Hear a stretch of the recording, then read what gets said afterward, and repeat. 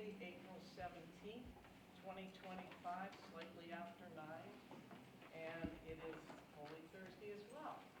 So before we get started with our legislators, I would like Amy, where are you, Amy, to get up and say a few words about our public library, and would you please introduce all your people that are here today? Absolutely. Thank you very much, Commissioners, and thank you for coming to the library today. I would welcome everybody to the main library here in Mahoning County. We are thrilled to have you in the event space.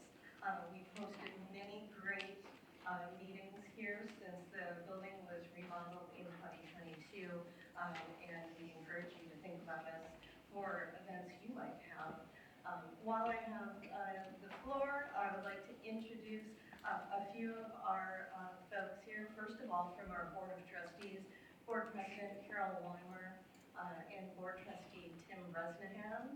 And next to them is Development Director Debbie Lucat, and in the back, Michael Shore, who is our communications person. And I know we have other great staff like Courtney Doyle, who's our event manager, and the person you need to contact if you're interested in using the room. So thank you very much, commissioners, honored guests. We are thrilled to see our elected officials and so many representatives from the county here today. Welcome to the library. The event space we're in was created for meetings just like this, a place to come together, exchange ideas, and create community. I want to thank their commissioners for their faith and support in our county library system, not only by choosing to hold this meeting here today, but by publicly endorsing our fight to preserve the public library fund and keep these doors open for everyone. For 145 years, our shelves have been stocked with books, and our staff have delivered in-demand programming for parents, children, veterans and seniors, small business owners, and those looking for a fresh start. We at PLYMC are honored to do this work and have no plans to stop anytime soon. Our community has faced many challenges throughout the years, and PLYMC has been here to support our patrons, who are our friends, our neighbors, and our families. And every time tough times come to the Valley, public libraries rise to the occasion, providing support to meet changing educational workforce and societal needs. Whether you're looking for an age-appropriate story time for your child, resume writing tools, time on a 3D printer, or help navigating the Medicare website, our trained and caring staff are ready to get you to the next step on our path. Our 14 library locations, our mobile pop-up library, and our special delivery service serve our communities across the county, from Sebring to Campbell, Springfield to Tri-Lakes, to right here in the heart of Youngstown. In 2024 alone, local families, neighbors, and friends visited Mahoning County Libraries 670,000 times, enough to fill YSU's Stambaugh Stadium 30 times over. Our residents love and depend on their libraries, and loss of library programming at any level would be felt across the region. For that, and for everything else you do in Mahoning County, thank you, commissioners, for your continued support for the library and efforts to protect library funding. Thank you for allowing me this time to speak and for your many years of ongoing support. Thank you. Thank you very much. I also was remiss in saying that Commissioner Traficani will not be here today, so let's keep him in our prayers as well. Right now, we're going to call our legislators up, Lauren McNally and Tex Fisher, and they're going to give us a rundown of what's happening in Mahoning County with the new legislation that may be coming up. And you guys can decide how you want to connect with each other. We did not coordinate beforehand, so apologize for that, but Carol did say we could have as much time as we want. So there you go. I know that we wanted to just go through the budget, so I just pulled out the stuff in the budget that pertains specifically to county government as a way to sort of condense this. Here so for a long we're time. not here. Keep it focused. Yeah. Right? And then I did, as just an addendum, put together the list of all of the property tax bills that have been filed over the last 2 general assemblies that we've been dealing with the property tax issue, none of which have passed, except we passed one small homestead exemption bill at the very end of the last general assembly. But I figured this is a good tool for you guys to review, become familiar with the bills that are being suggested, and decide what you guys want to, if you guys want to get involved. So I'll just pass these out. I brought 3 copies for you guys. And that's all it is. There's nothing in there except just the last general assembly and this general assembly. So we can, do you want to take turns? I don't know. You can start and I can chime in where necessary or add anything. Like I said, just things that are going to affect the county government. The first thing is going to be under education, it's going to be the required sale of school buildings prior to demolition, because that's money, that's tax revenue money that comes in. The point of this one is that the school board has to sell a building at public auction or accept the highest bidder, which means the highest bidder might not come in at market value. And real estate, taxes, and sales, we know, affect your bottom line, your budget, and so I wanted to point that out. You'd have to talk to the school districts though about how many buildings they have that aren't being currently used to know exactly what's going to happen with that from a funding perspective for your budget. Let's see. Under Health and Human Services, I pulled out a couple of things because you guys do a lot. Obviously, you guys run the JFS. We did increase child care choice voucher funding. So this is funding that we're going to increase it to current funding levels, from current funding levels to just expand child care. We are creating a new child care credit program, which is, I know we've talked in the past about how do we provide child care for those wanting to get into the workforce. So this was a bill that was introduced by Rep. Johnson, but it got into the House version of the budget. And it's a cost-sharing child care model where the employers, employees, and the state all pay for the child care in a cost-sharing model, where some other states have done it.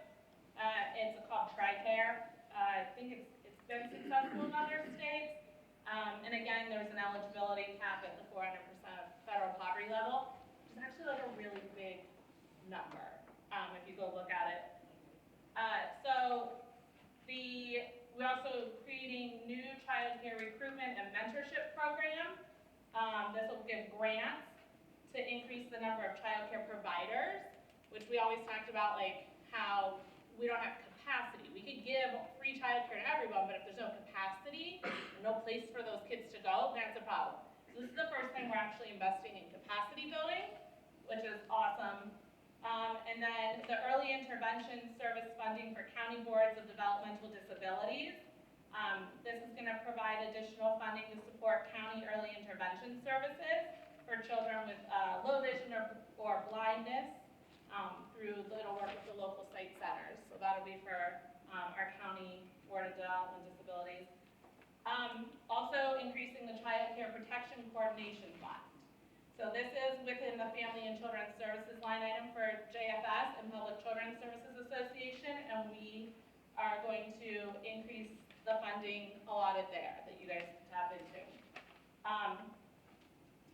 The Community Behavioral Health Clinic certification is going to create a specific certification process for community behavioral health clinics so that they can better align with federal criteria through the Substance Abuse and Mental Health Services Administration. Under the Department of Jobs and Family Services specifically, we funded the Produce Parks program, which we typically fund, thank goodness, all the time. But this year we kept the funding in a 1-to-1 match for SNAP recipients. And this program allows people to purchase fruits and vegetables from participating farmers markets and grocery outlets. We did move it, though, into a different bucket of money, but it's there.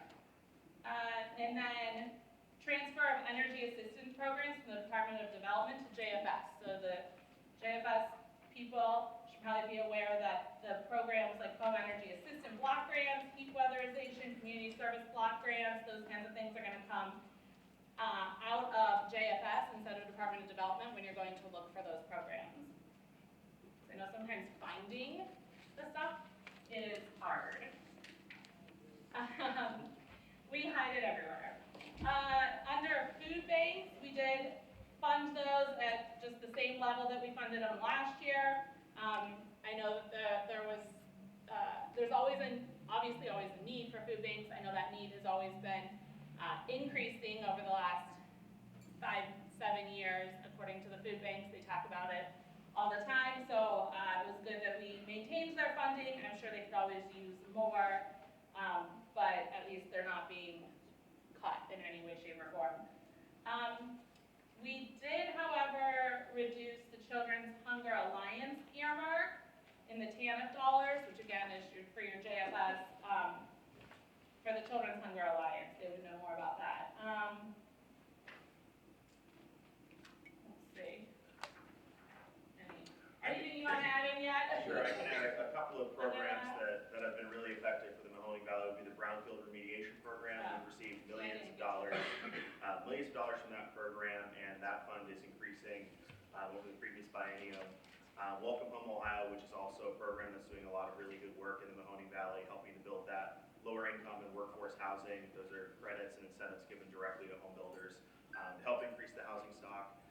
We did get some good local interest policies around the Parks Board, as well as developing a lake to river pipeline so we can help deliver natural gas to power plants, which we're seeing a lot in the news about.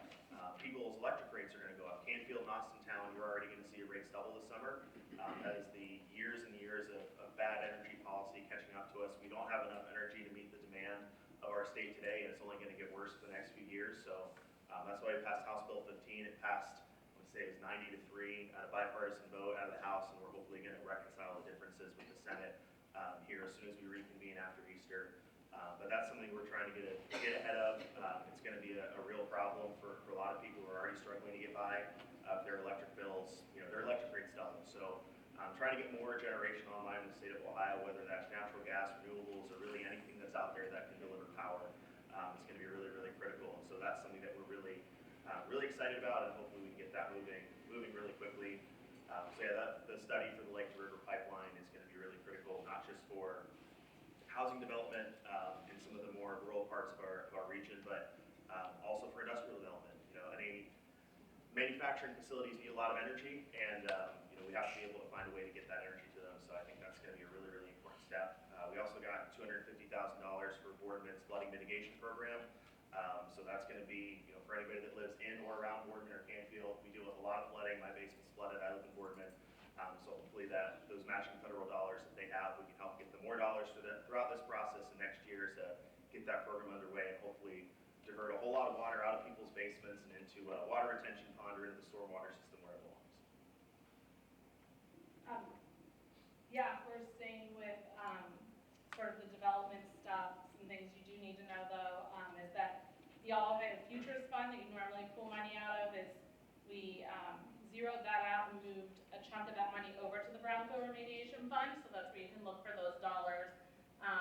We are replenishing the Demolition and Site Revitalization Fund to increase funding in that bucket of money, and creating a housing accelerator grants program for housing development incentive program for townships and municipal corporations that adopt pro-housing policies.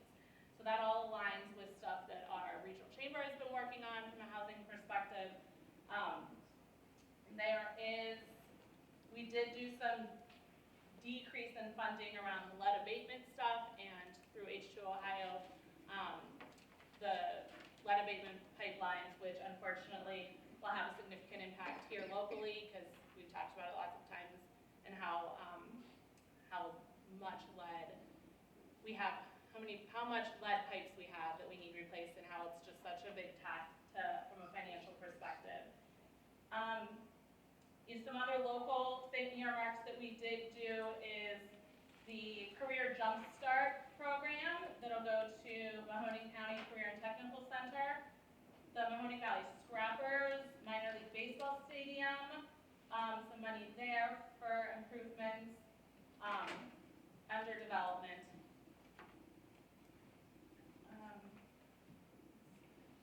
Under, if you're in the section of public safety, the things that are going to affect you guys are the juvenile courts and diversion programs. We did a slight increase here for the juvenile courts and community diversion programs to cover operating costs, although not as much as they wanted, but it's never as much as anybody wants, right? We did do a motor vehicle registration and renewal fee increase by $5. That money is going to go directly to the Ohio State Highway Patrol, but that will have a big impact here. I know it was a big struggle when we did that at the City of Youngstown and increased registration fees. In the judiciary section, does that affect you guys' budget a whole lot, judiciary stuff? Depending on what it is, if it's for like juvenile court or for the common pleas, if with the programs they have, the drug programs. Okay, yeah, there's a couple things then. So we're gonna allow the clerk of courts to be eligible for grants. They currently aren't, but now they'll be able to go out and get grants. The county indigent defense budget, we're gonna require each county to report a biannual indigent defense cost projection every 2 years. The civil legal aid program, we funded $1 million, probably not enough. Increase to the public defender county reimbursement program as well. We did an increase there. Let's see, what's the next group that we did, as an earmark here under higher education, we did secure $125,000 for YSU's Excellence Training Center. They continue to expand that. In taxes, we increased the historic building rehab and credit cap, which is the program that we use a lot here for historic tax credits. So that's awesome. We're at the library, so we did change the way the library is funded completely, and I know that's been in the news a lot. And I'm sure they would prefer to answer those questions on how it's going to affect them. Do they not want to? Did they leave? No. Oh, just over there. But we changed the way that we're allocating money instead of being a percentage, like you guys get your local government funds as a percentage, so did the library. We're now just like line item funding them. So that's a big significant change. We are limiting property tax challenges to shield LLC property transfers from challenges, which, again, in the property tax side of things, that money goes into your budget, so if they don't have to pay it, then you're going to have less money in your budget. Let's see. And we're changing the state appropriation limitation changes, and I would probably stumble through this, and I don't know if you know more about this specifically, but we're moving the money that you guys, it's going to have a trigger effect to your LFG allocations, because we're going to align it with state appropriate limitations changes, and that'll get really into the weeds, so I don't really want to do that here and bore everybody, but we can talk about that and see how it's actually going to affect you as the budget's moving through the Senate. And I see Senator Catrone over there, and we could probably have like an offline conversation about that. Maybe you could come to one of our staff meetings and explain that portion. Yeah, we can talk through how that might affect you. Grants for property tax abatement for municipalities and townships allows you guys to abate delinquent property taxes on properties owned by you guys for up to a year, which would be great. It will help you guys. Also, we did it for churches. property taxes, they can abate those, for up to a year.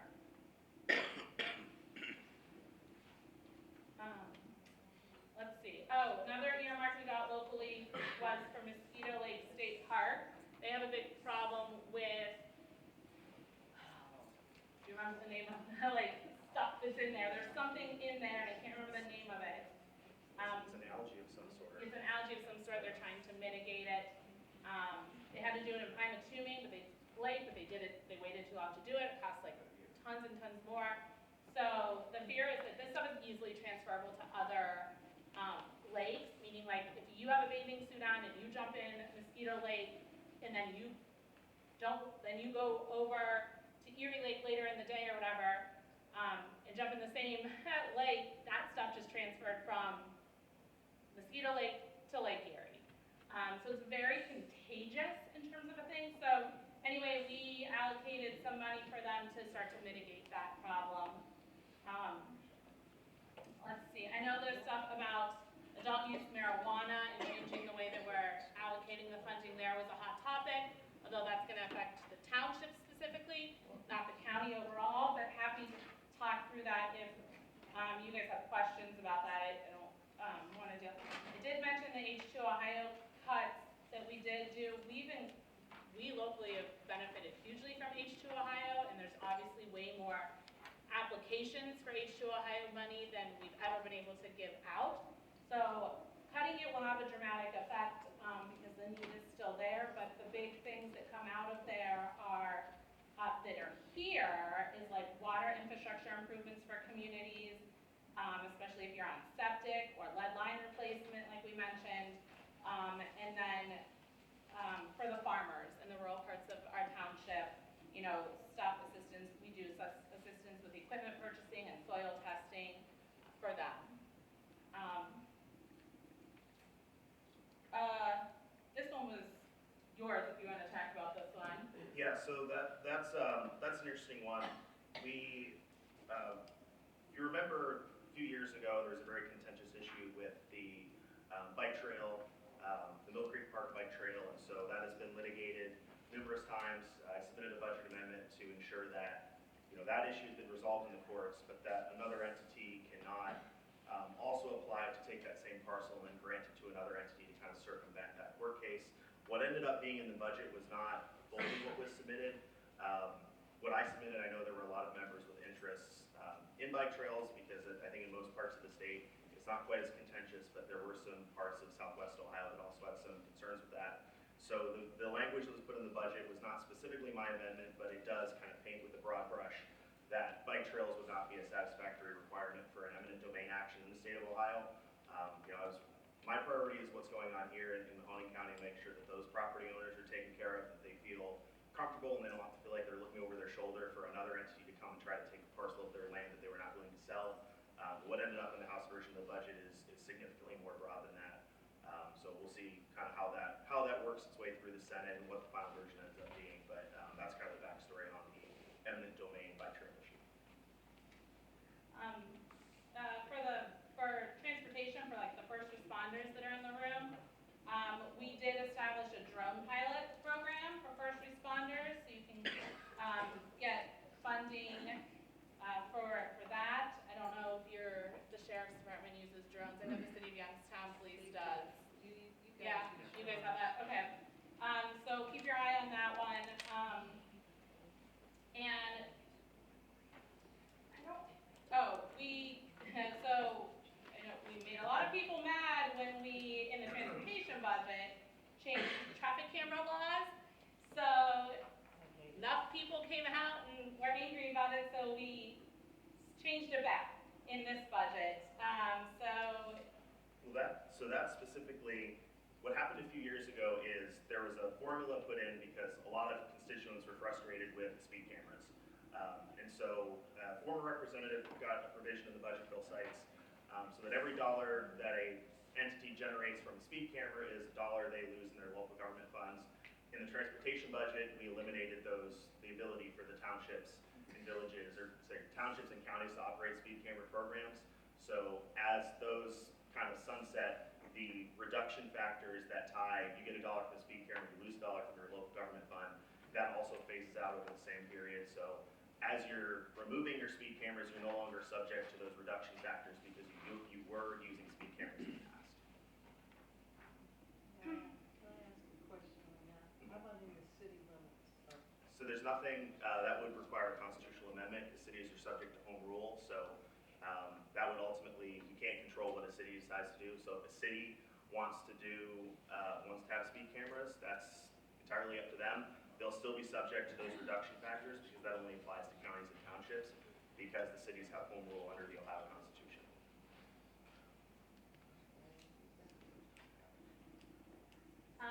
Okay, some general stuff. There's more in the health and human services side because that's a really big part of the budget, and I know there's some people here today that would want to know about that stuff, and I'm happy to spend extra time with you guys going over what's in there. But for sake of everyone not glazing over, unless you want me to, I have more in that section, but skipping ahead to just general stuff that's going to affect you guys. So we did keep the local government audit costs low, so we sufficiently funded the auditor's state line item to keep the audit costs low so that you guys, it doesn't cost you guys too much to go through that process. To protect the local governments from the local liquor option amendments, this will require a petitioner of a local optional election for alcohol sales to pay the entire cost of that election if it's not called at any time of the local election. So for your board election, right? They don't have to do like a special election just for a liquor license anymore and pay for that. It'll have to either go on to a regularly scheduled election or the person wanting the liquor license is going to have to pay for it wholly themselves. So that'll be a big cost saver. And then we changed the county budget commission membership. So we removed the county prosecutor from the county budget commission and make the president of the board of county commissioners a member instead. That's something that I think the prosecutors wanted and the commissioners generally supported.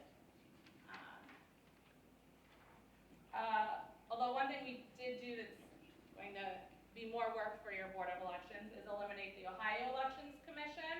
So we abolished the Ohio Elections Commission. That it's a really long amendment, but it's really going to put a burden on your Board of Elections. There's something that you guys need to definitely make sure they're looking into and paying attention to.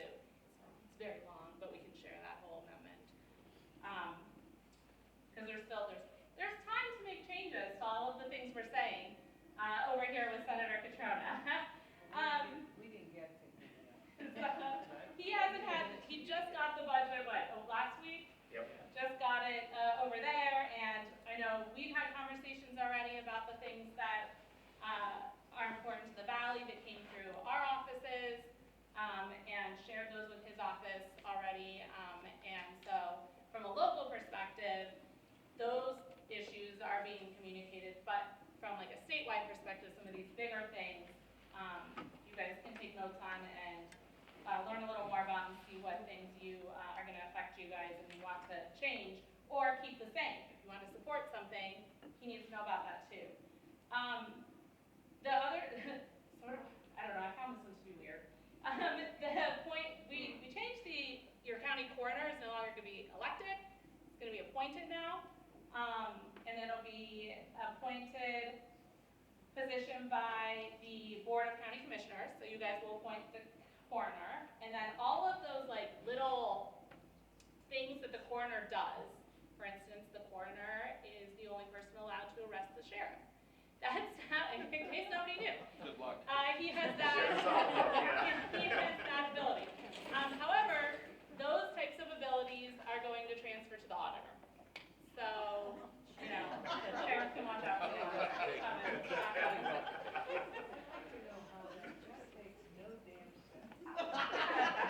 I'm not sure either. No, that has been, from my understanding, that idea has been kicked around for, the idea has been kicked around to change that from elected to appointed for a long time. I'm not entirely sure what the background of that was. Yeah. There's a lot of different departments that were discussed many years ago about not being elected. Right.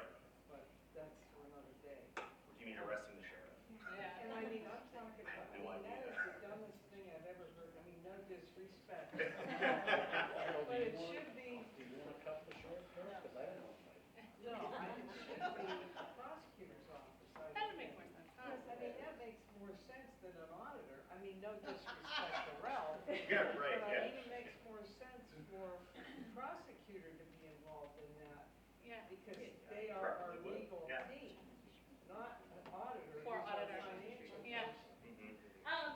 It would make for some good TV though. I like have- action. My understanding is it's never happened. I don't think a coroner has ever arrested a sheriff.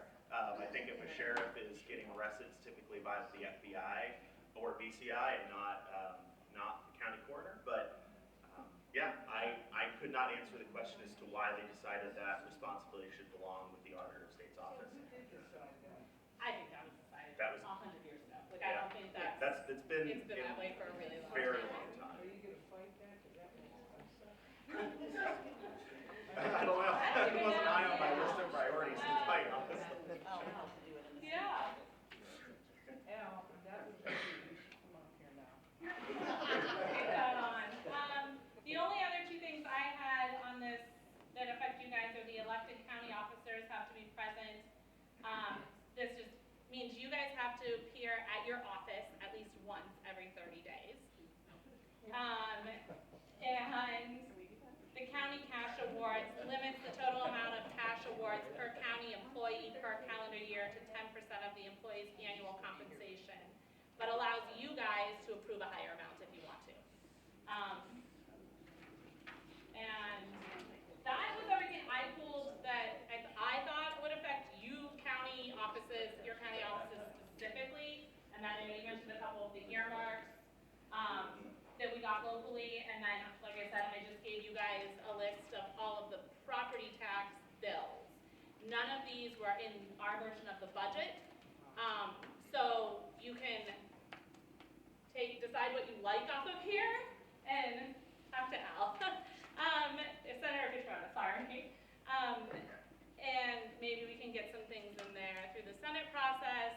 Again, this is just the facts. This is just like all the bills that were introduced and you guys can make those decisions on what you like with your So auditor. I appreciate both of you coming, Representative McNally and also Representative Fisher. And we have Senator Catrona who will be up next. If you'd like to just come up. And what we would like to have, I think, and Commissioner DeFabio would be a part of that as well as Commissioner Traficani, is maybe come down to the county where we could actually have a round table and go over everything and make it like a little meeting, informational meeting for county elected so that everybody could hear the same thing as we're moving forward through the budget. Because as the federal budget's coming out shortly, I'm hearing grant reductions and different things that are gonna happen. I just wanna know how's that gonna affect county government as it trickles down. For sure. So that's something that you guys could work on. With, Senator Catrona, do you want to say a few words or go over some of your property? I guess Sure, this well, is your thank issue. you guys for inviting me. At this point right now, you guys have an opportunity for everything that the House has worked on, things that they've put into the operating budget. What if, we'll try to already walk through this with you as it works right now, is it's now over to my chamber, the Senate chamber, and what we're gonna do is we're gonna take a look at everything. They only sent us over about 4,000 pages, so easy reading on a Easter weekend, right? But, so it'll take us a little bit of time. Our timeline, obviously, we have until June 30th, constitutionally to get this thing done and submitted and finalized. So we still have a whole lot of time left. I know that, as I was telling people when the governor put out his proposal, the proposal there, it'll change. It's already changed substantially from the original House version and then they came in with the Omni bill, and then there's now Senate and us. So we're gonna have some additional changes. I would encourage you guys that if you do have some things in there that you dislike, things that you wanna see changed, things that you wanna see added, to reach out to me. This would be the time to do it. So if I don't know about it, I can't help you. So I would encourage you guys to reach out on that front and see what we can do, because there's still plenty of time to work on these. We're gonna have a pretty quick turnaround time. I'm already meeting with the chair of finance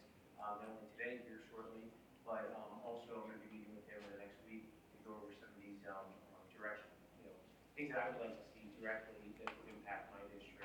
So this would be, once again, the time to reach out to me on those concerns. And I would say that I think we're all happy that the speed cameras are gone and happy to champion that in the transportation budget. So we can make some big differences here locally, no matter what that looks like. And I know we're talking about a whole host of different things, everything that can be controversial issues out there, but I think that it's important for us to have a moving dialogue as we approach that. Interested in hearing your guys' thoughts on everything from stadiums to libraries to school funding to our Medicaid,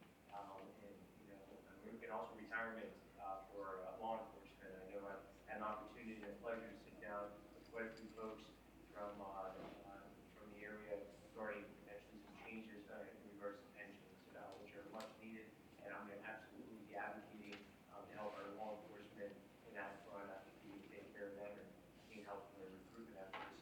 But and I would be remiss if I didn't mention that I think that the House wanted to give you guys a pay raise. Apparently, you guys are doing a good job. So, so the county, 5%, yeah, 5%. So county elected officials are looking to get a raise here, but we'll see what that looks like in the Senate once we get our hands on that. But yeah, happy to answer any questions or if there's any additional things to speak on. I wish I could say that I had a big part in this budget, but I haven't. So I'm looking forward to having a big part of it though in the Senate version as we send that over to the House.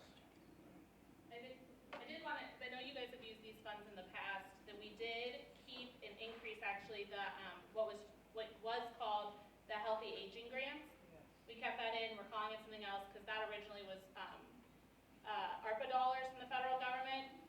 We no longer have the ARPA dollars, but we put in our own dollars. So you guys can still tap into that, and I know you guys were in charge of that locally here. And just, again, so you know, we renamed the Department of Mental Health and Addiction to the Department of Behavioral Health. So when you're going to look for stuff that used to be in that department, it did disappear, it just has a new name. So I wanted to make sure you guys knew that. And the county administrative funds, removing provisions that allow ODJFS and MCD to be related to transfers between line items for public assistance grants for local transportation for certain Medicaid enrollees. It was like a mouthful, we can like break that down, but that's gonna affect you guys. And we did do all the TANF block grants, and that's where we're funding things like Produce Perks, the YMCA, those day camps that we use a lot locally here, so that was good. And those are pass-through dollars from the federal government, right? Yeah. The one thing though that will affect us if it happens, did you mention the federal government stuff, is the trigger language we put into Medicaid. So if Medicaid gets reduced at the federal level and the money that they're giving to the states gets reduced by any percentage, it's gonna trigger Ohio to just immediately discontinue coverage of Medicaid expansion enrollees. So that's about 800,000 people that fall into that category. So that's something that, we need to keep an eye on. We can take the trigger language. How long has that been in place? About, John Kasich did that, and I think that was early in his second term, this Medicaid expansion. So it's been there for a while, I want to say probably 2011, 2012. Yeah, the Group 8 expansion. That would be horrible for seniors. Yeah. People in our prisons that they're the ones who go on that when we take them to the hospital. Seniors the- what? Medicare. Medicare is. Right, the seniors will be on Medicare, Medicaid, Some the are Group on 8. Medicaid. You Yeah. can be Medicare, Medicaid as well, it just depends on the campaigns. Mm-hmm. And I would also, I'm going to add one other thing that I know I'm going to be looking forward to supporting is regarding our K through 12. I know that, the Youngstown area, what better way to talk about this here is regarding the state takeover. And so I'm going to put in place or at least attempt to try to get us out of a state takeover, at least from the Senate side. So I'm going to be working on that and working with some of my colleagues to try to help get that into the budget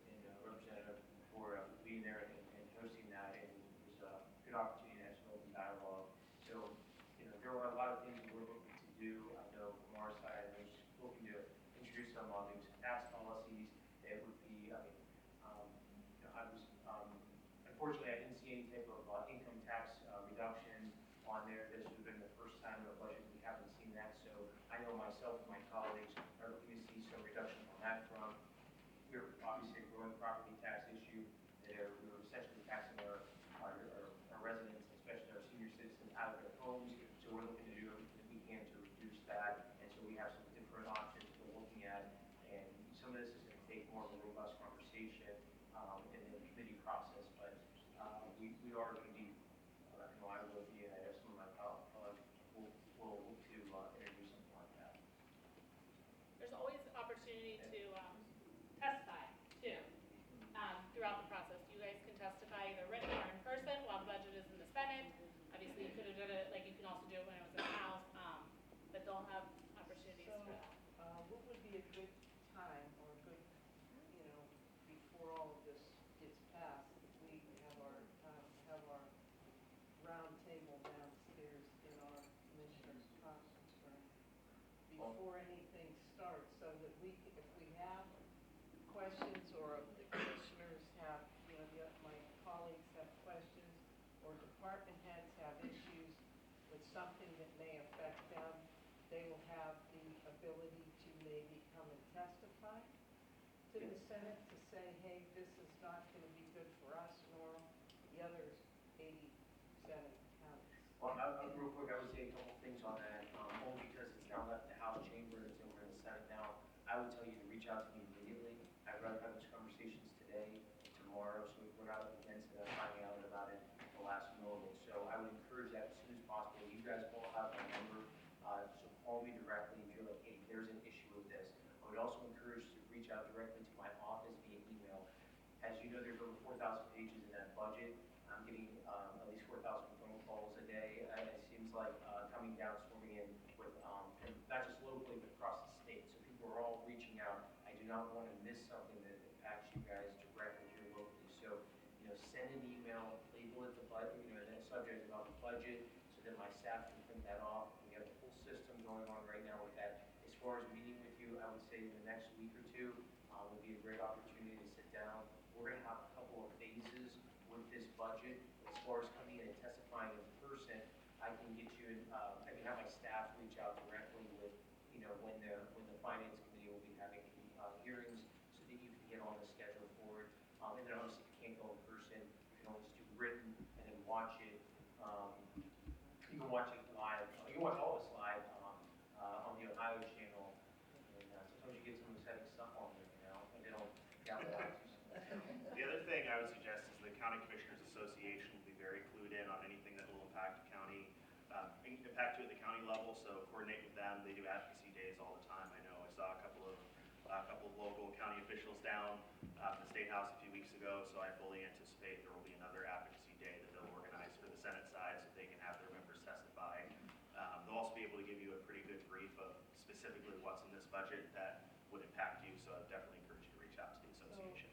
And again, you guys have a lobbying group out there. So you guys, I would say that they're going to definitely have The their. CCAO has Yep, a lot of correct. commissioners, but I mean, on a local level, you need to hear what our local Exactly, people yeah. have to say here, and then we move to that.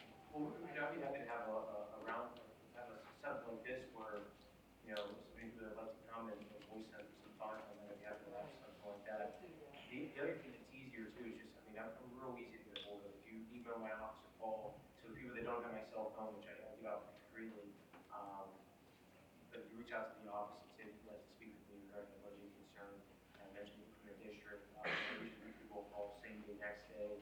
It's usually a pretty quick turnaround. So, and everybody that doesn't have my cell phone here today, grab me before I leave. Would you like to ask? I'd be happy to. Volunteers. No, that's fine. It's, they can get a hold of me. It's 330-502-3486. It's on every business card that I have, so I don't try to wait from it. Feel free to reach out. Well, thank you And so I'm much. gonna give you guys Carol over again. She actually prefers if you guys call her between the hours of 3 a.m. That's 330. Or you likely stop by a shopping center, you'll find her. You will. Well, thank you. Keep the economy moving. There you go. We'd like to Thank see you. that. You're welcome. Well, thank you guys for putting this together and if you get a hold of me, I'm pretty available. So my colleagues here, so.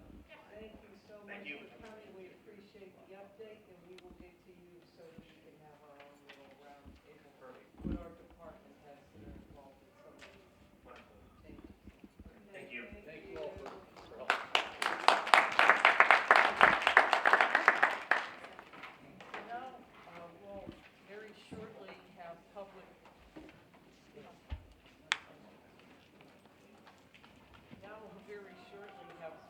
comments.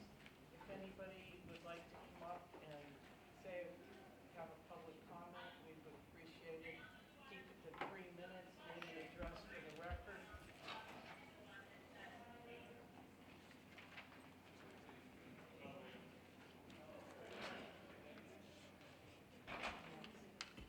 Good morning, Commissioners. I'm Richard Scarsala, 6744 Applewood Circle, Orton, Ohio, representing the William Haynes McGuffey Historical Society. I'm the chairman of the Board of Trustees. What I've handed out to the Commissioners today is a resolution from the Ohio Conference NAACP backing the Youngstown Onion Valley NAACP resolution, urging Mill Creek Park to take immediate action to restore, maintain, and preserve the McGuffey Wildlife Preserve, McGuffey Family Pond and Dock, McGuffey Road, Cloydesville Township, Ohio. If you look at the resolution and the yellow highlighted area, I'm a little bit concerned that we now have the NAACP putting a spotlight on local racial relations. They are alleging that Mill Creek Park is neglecting and discriminating against the residents and taxpayers of Cloydesville Township, Youngstown's East Side, and Camel. The residents that all pay a county tax levy who, the resolution claims, are being denied an equal facility with a functioning water pond and a dock. So I want to bring to the attention of the commissioners that when businesses are thinking of locating or relocating to a valley, they look at many different indicators of quality of life. When they see allegations that certain populations are being minimized and not fully serviced, that can raise a question in their mind if they really want to move to that community. So I know I've talked to commissioners many times over the years about this issue. This is not a Richard issue. I represent over 100 members, and now you have the state NAACP looking at this issue. This is not something that I can do. So I would ask you to take a look at the resolution, and once again, I'm asking the commissioners if you would consider writing a letter to the board of Mill Creek Park, urging them to respond to the NAACP. As of yesterday, they have not responded, and urging Mill Creek Park to take another look at this issue and do the right thing. Thank you. Anybody else?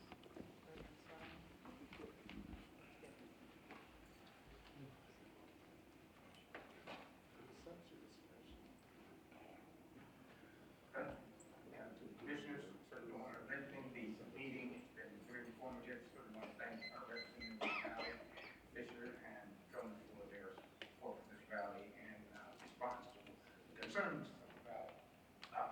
What I wanted to say is I wanted to, well, first of all, had a meeting about 3 weeks ago with the Ohio Secretary of State, Francis Rose, a few other pastors, he was here in the valley, for another event.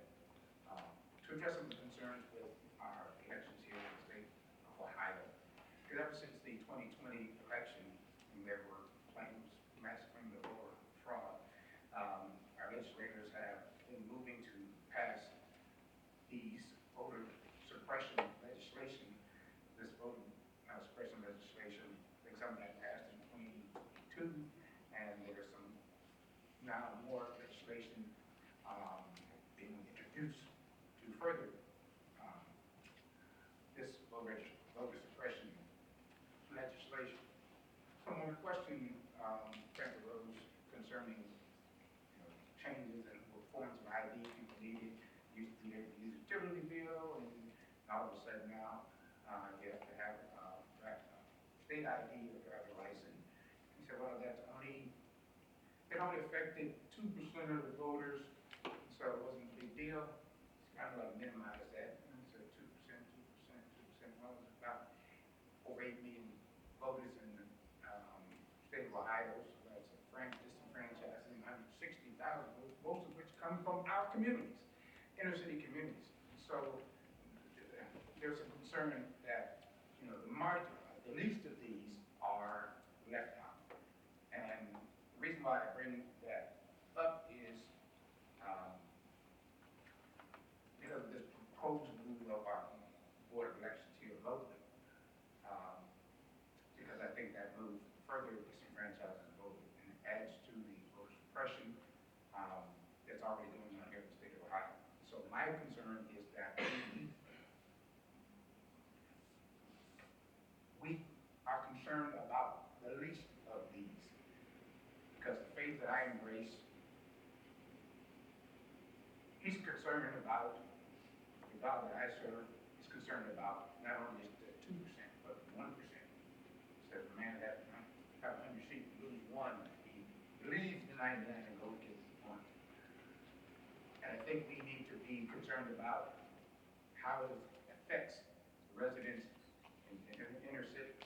And that's why we want to make sure that the board of elections stays here in the city of Youngstown. Because you and I can get in our car or choose whatever car we want to drive to wherever they locate for the election. But at least of these are disadvantaged and can't do that. So I think we ought to be more concerned about that. And that is my plea again to the commissioners as we're deliberating on this decision about the move of the board of election.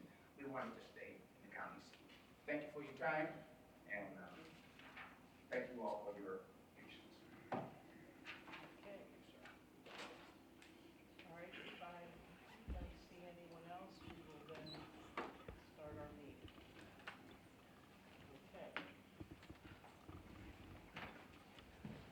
Approval of the previous minutes of board meeting number 14, Wednesday, April 9th, 2025, and approval of bills for payment. Do I hear a motion? Motion to approve the previous minutes of board meeting 14 and approval of bills for payment. Second, roll call. Commissioner DeFazio? Yes. Commissioner Remedy Agati? Yes. Number 1, advertisement for bids, sanitary, Jill. This is for the Damascus wastewater treatment plant rehabilitation, number 528, and it's in Goshen Township. Do I hear a motion? Motion to approve advertisement for bids. Okay, second. Roll call. Commissioner I forgot DeFazio? what I'm supposed to Yes. do. Commissioner Remedy Agati? Yes. Motion for the approval of journal entry number 1. Motion to approve the journal, the administrative entries and interfund obligations. Administrative journal entries. Second, roll call. Commissioner DeFazio? Yes. Commissioner Remedy Agati? Yes. Number 2, agreements A through J. Engineers A, B, and C. Rick. Good morning, Commissioners. Letter A is an agreement with Global Towing and Recovery for towing and recovery services on an as-needed basis in the estimated amount of $2,500. B is an agreement with Griswold Auto Truck Service for towing and recovery services on an as-needed basis in the estimated amount of $3,000. And C is an agreement with TC Ready Mix for the purchase and delivery of 6-sack and LSM concrete materials for roadway maintenance and repairs on an as-needed basis in the estimated amount of $30,000 and these are all non-general funds. D, Jimmy. Good morning, everyone. This is the third addendum with the Ohio Department of Rehab and Corrections, which is the Community-Based Corrections Facility Program. It's an additional amount of $44,543. It's per the recommendation of the Facility Controlling Board. E, F, and G, lead. Good morning. Bill. This E is an agreement with Foundations for the Future LLC for lead hazard control and healthy homes work at 1511 Ford Avenue in the amount of $34,355. F is an agreement with the Howland Company LLC for lead hazard control and healthy homes work at 487th Street in the amount of $26,949. And G is an agreement with the Howland Company LLC for lead hazard control and healthy homes work at 436 Fairground in the amount of $50,145 on non-general. Okay. H, recycling. Morning, Commissioners. Item H is agreements with these respective communities for our drop-off recycling program. The amounts here are to handle ancillary services as well as the location provided. The difference in cost are based on the difference in area required for each drop-off site. Okay, thank you. And Jill, sanitary.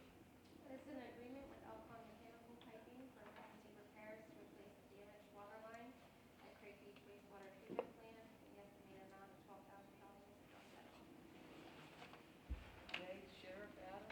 Good morning, Commissioners. J is an agreement with the Village of Craig Beach to provide police services for 3 years in the amount of $90,000 per year payable to Mahoning County. Thank you. Motion for the approval of number 2 agreements, A through J. Motion to approve agreements A through J. Second, roll call. Commissioner DeFabio? Yes. Commissioner Middy? Yes. Number 3, change orders, A, engineers. Letter A is a change order number 1, flyover fence, Mahoning guardrail CEA fiscal year 2025 project. It's in the decrease amount of $13,350.62. It's not general. Thank you. Motion for the approval of number 3, change orders, A.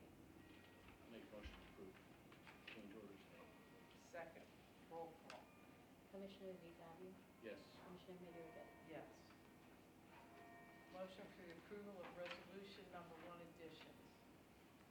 Make motion to approve additions. Second, roll call. Commissioner DeFabio? Yes. Commissioner Middy? All right, number 2, record of bids, grant management, Jimmy. Proposals were received for Pickering Neighborhood Roadway Improvements, Phase 4 project, are being reviewed for recommendation. Thank you. Motion for the approval of number 2, record of bids, A. Make a motion to approve record of bid for Pickering neighborhood roadway improvements. Second, roll call. Commissioner DeFabio? Yes. Commissioner Middy? Yes. Number 3, resolutions. A, building inspection. Good morning, everyone. Letter A is for the necessity to purchase one new vehicle for our department, our field inspectors. It will replace an older vehicle in our fleet. Letter B is for a resolution for the appointment of one building inspector to fill a vacant position due to retirement. Thank you. Thank you. And C, commissioners, Jimmy. First one is for juvenile justice. It's a day issue. The repair was done before the PO was issued. And D, commissioners, resolution approving the appointment of one deputy clerk for the department. E, Convention and Visitors Bureau. Good morning, Commissioners. E is a resolution authorizing the sponsorship grant for $1,000 to Lit Youngstown for their literary fall festival that happens October 16th through 18th. It's a nationally recognized festival. And then F is a resolution authorizing the sponsorship grant of $2,500 to the Greater Youngstown Italian Fest for their annual festival. We're very excited it's coming back to Youngstown this year. And that will be held August 1st through 3rd. Thank you. And G, lead. This is a resolution authorizing the satisfaction of mortgage for a rehab loan at 146 Gordon, City of Camel, under our 2018 CHIP grant. H, purchasing, Jimmy. Sure. This is a resolution resolution of necessity to purchase office supplies, janitorial, and other work-related supplies and services. It's from Independence Office of Business Supplies. It's through the Army of Partners Purchasing Group. It's for all departments. It's for the remainder of the year in excess of $77,250. Independence is located in Austintown on Victoria Road. They employ 16 people, and their warehouse and office supply showroom is all there to service all our departments. Okay, thank you. And I was remiss, I forgot one under C where the commissioner's resolution, Jimmy did that with Youngstown Mirror for $150,000 Sanitary Engineering Department. And Jill was here, she could have done that, I'm sorry, Jill. Okay. I just did it for you. Thank you. All right, and we are now at G. Aye. Sheriff. Nancy, you're confusing.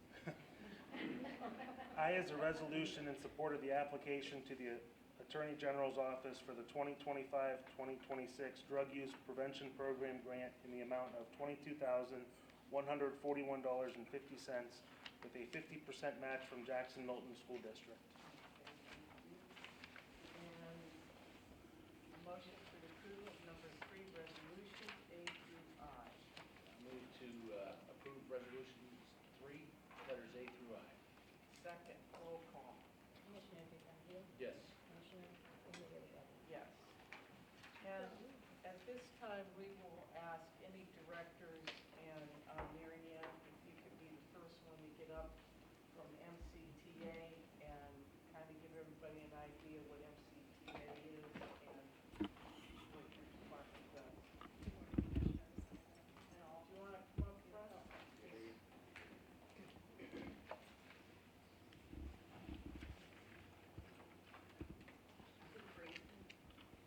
I'm Marianne Kachalko. I represent the Workforce Development Board.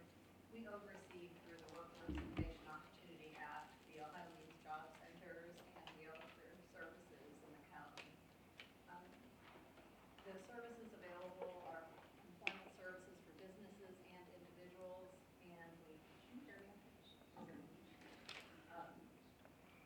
in the area, helping them prepare for employment or with employment services, sometimes up to including paying for tuition in demand field if necessary. Those services are available to the public. There are some eligibility criteria for different funds that are available. The general services are available to everyone. We welcome everyone to come in. The center in Mahoning County is in Morgan Plaza at the East End. But right now, we have a special call out for 3 particular groups of individuals because of the funding situation that we're in. Right now, we do have funding to serve particularly dislocated workers. For the past couple of years, we really haven't had a lot of major layoffs around here throughout the state. We're starting to see a pickup on that. And a lot of that information transfers about services by word of mouth. We learned a lot to do a lot of advertising with our funding, so we rely on people to tell each other, and when there's, when there's not a lot of activity, word isn't getting around. So the services available help with application for the unemployment benefits. Although we aren't the Office of Unemployment, the services available will help people retain their benefits, and someone will walk you through the application process and tell you how to make sure that you're in compliance. And then if there is an issue with an individual claim, will help individuals connect with the right person who can help that is with the office. The second group of people that, and the idea behind all of that is we want to help people support themselves while we're helping them minimize the amount of time that they are collecting and get back into employment. Second, we're trying to reach young adults under the age of 25, particularly those who are just graduating from high school right now, those who have not made a commitment to a post-secondary training or employment. There may be some opportunities through the Comprehensive Case Management and Employment Youth Program that we have that can help make that transition and make sure that everybody gets to take advantage of those funds. And lastly, we currently have state special grant funds. These run through June 30th, where we requested additional funds for next year, but we don't know if we'll be granted those. We've had for the past 2 years special funds to help with training and employment opportunities for those who have been involved in the justice system. It doesn't require having been incarcerated, but some connection to the justice system. We're working with a lot of local courts for referrals, but while we have the funds, we're open to anybody who would like to come and talk and see if they can be helped in that manner. So I have some additional information with me if anybody wants it, and I'll give you ways to connect to any of those services. Thank you for your time. Mary Ann, would be good if maybe you put everything down, and if we could help you in any way to get the word out on what you need. Megan, we will put you with Megan Magnetta. She's not only our media person, but she's also a Convention and Visitors Bureau. And that actually attracts new people. And do you go to the high schools and talk to the young people? We do, we connect to them, especially through the educational service centers. I would definitely go there and when they have their career day, because there are some programs that you have that I didn't really even know being on that. It's good. As far as that group, it's really important right now before they make a commitment, because once they enroll in school, we can't help them. Right. So there are, as I mentioned, there are some eligibility criteria, but they're pretty broad, and they can help a lot of people. And the program offers a lot of supports as well. Thank you. Thank you. That's exactly why I wanted you to come down, because there's a lot of things that the county has, there's opportunities. Right. People don't know about. I mean, I learn about stuff every day. I mean, I've been here 3 months. And it's hard to get word around. It is. You know, it And really whatever is. way we can It's a get resource out a lot of people don't know about, so, to let people know the resources we have to offer to better themselves, that's thank you. what it's all about. And I thank you very much for coming down there. Thank you. All right. Any other director or anyone else in that respect? No? I would like to definitely be at that roundtable with the representatives and the senators, please. No, I think all of our directors and our people that are in charge of these departments should be there with them. Because as Lauren and Tex and Al said, it's going to affect a lot of county agencies. It's crunch time. And that's a lot of money that comes to us. But the trickle-down effect from the federal government, I heard they're cutting over $50 billion in grant funding. Now, whether that even happens or not, I don't know. But if that starts happening, there's a trickle-down effect to that, which the state will see, and then it comes to the county. And it always ends up on a county level, of which the 3 commissioners and their staff have to figure out how we're going to work it out. And we might as well know that prior to everything. So if we do have to send some of our directors or our commissioners to Columbus to talk, I mean, we don't have a problem talking, which is going to not only benefit us, but the other 87 counties that are in the state of Ohio. You know, we take it personal on a level when it comes to our departments. We have a great county team, and we definitely don't want to see anybody affected or hurt I think from them. we gotta work with the CCAO, because the way those come up on the hearing, you know, the hearing might be tomorrow, we wouldn't hear about it. No, you're So that correct. morning, we have to know ahead. You know, you're CCAO, correct. I'm sure they have somebody on the ground down there. But we When have, there's an opportunity, I'll go with you. well, we have to meet with our locals first to see what's going to involve there, and then we could bring, or we could bring one of their representatives down here with legislators. We're already behind the 8 ball in that budget because it's through the House already. I heard and, that.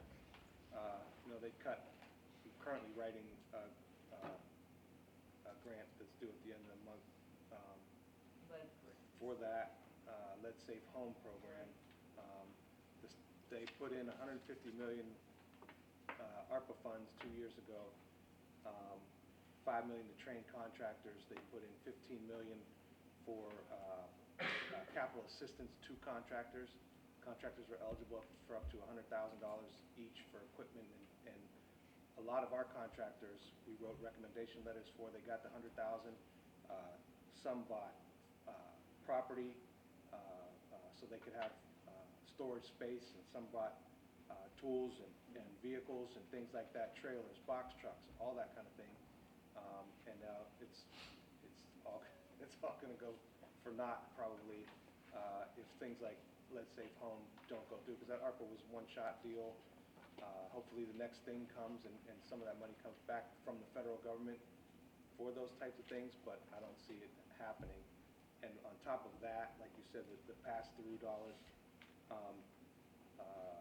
the office that oversees our grants We are in the 25 budget, but there's no traces in the 26 budget.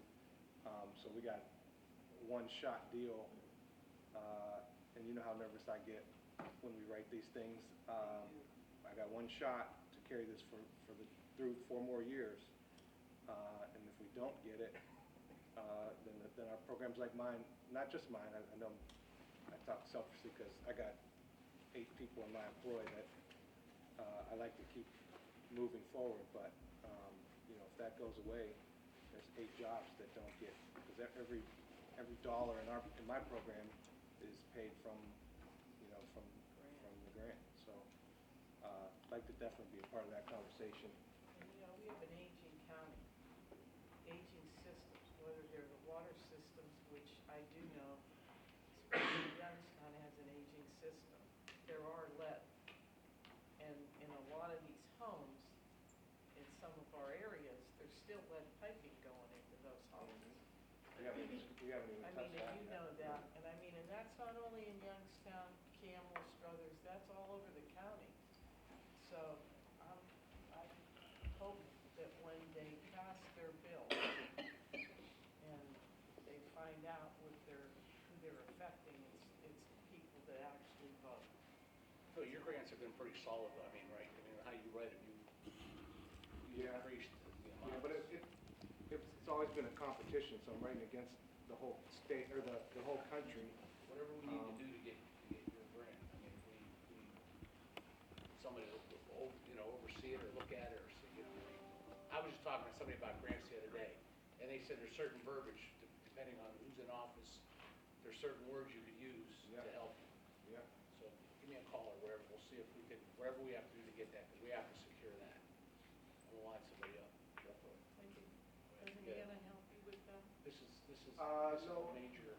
I've been authoring the lead grant since '05. I've written 40 million, 39 something million, 36 in lead actually, and You've done a 8 great job. million, 6 or 8 million of the CHIP grant program. But they cut 155 million from the proposed budget already. So it looks like a big number, but everybody else is getting cut everywhere else is now going to dive back in. We're always at the top of the grading pool, but I always get, you miss a page or an item or something like that, it could be detrimental, but. Give me whatever you need. I mean, like I said, you do a great job. I know, I see the money you brought in with the grants. We'll make sure that we have a solid, absolute 100% ironclad. Definitely. Do that. We have to. All right. Thanks for doing a great job. I appreciate it. I do. Thank you. Anybody else? Or Gina, do you have anything you want to say before we move on? Just being a little bit. I had a nice week. We went out. I celebrated the Ohio State Buckeyes at the White House. I gave everybody an OH for all of us. I hope there's no Michigan fans here, are there? Shut that camera off. Any Michigan fans here? It was a great day, and prayers for Paulie. Quick recovery for Anthony, and it'll be a great weekend. Easter weekend. We got to count our blessings. I count mine every day. And we'll continue to do that. Mahoning County is blessed. We have great people. We have everything. Well, we do. We have a good time. Have a great Easter week. It starts tonight. I don't know if you do services, but there's do at least one service during the weekend. I mean, we have Easter on Sunday, and today's Holy Thursday, and Good Friday, and Holy Saturday.